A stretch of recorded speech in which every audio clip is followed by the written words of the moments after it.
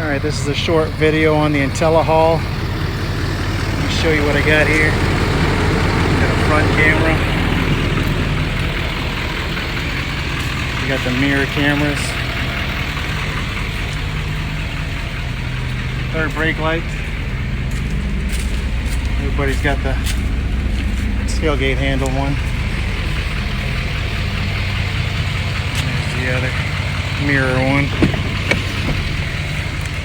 I also have the Wi-Fi.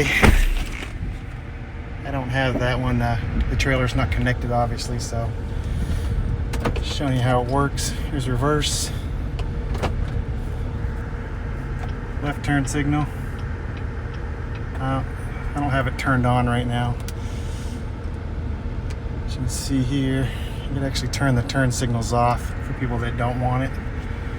But left, right, back to the middle.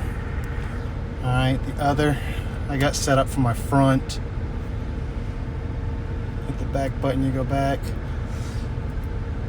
That's the bed. I got the cover closed, but that's for the bed. I've also got a switch.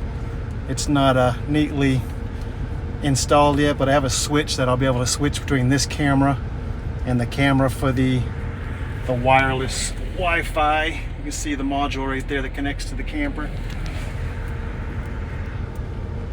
But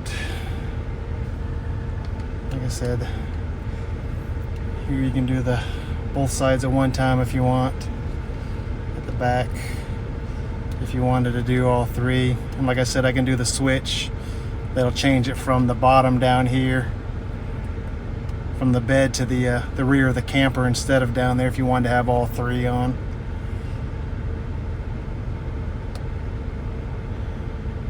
But that's it. That is the IntelliHaul GM system.